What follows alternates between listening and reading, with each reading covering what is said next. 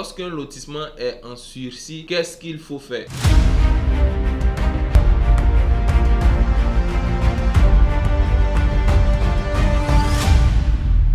Bonjour à tous, bienvenue dans la Minute Immobilière. La question à laquelle nous répondons aujourd'hui est de savoir, lorsqu'un lotissement est en sursis, qu'est-ce qu'il faut faire? Et je pense qu'il y a beaucoup de personnes aujourd'hui en Côte d'Ivoire, surtout dans le Grand Abidjan, qui souffrent de ce problème de sursis, que ce soit à Songon, à Benjerville, à Bassam, dans certaines communes aussi. Voici ce que je vais vous donner comme prescription. Lorsque vous avez un lotissement en sursis, vous devez attendre la décision qui va émaner des autorités compétentes. Parce que le plus souvent, lorsqu'un lotissement est en sursis, c'est-à-dire qu'il y a des vérifications administratives qui doivent être faites, ou que lorsque le lotissement a eu lieu, il y a eu peut-être des vices de procédure qui n'ont pas été respectés, tels que les enquêtes de Commodo et Incommodo. Donc aujourd'hui, si votre site est en sursis, vous devez chercher d'abord à savoir pourquoi est-ce que ce site a été mis en sursis.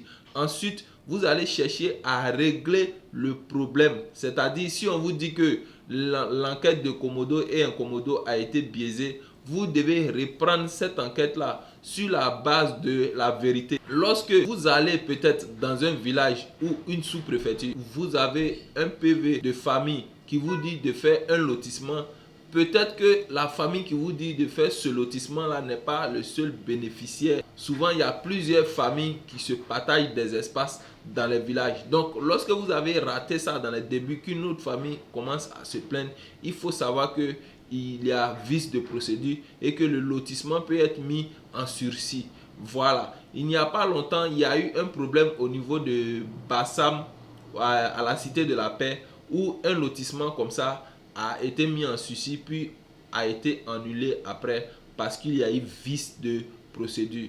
Donc ce que vous devez faire, c'est de se rendre au ministère de la construction pour savoir pourquoi est-ce que le lotissement est mis en sursis et de connaître les raisons.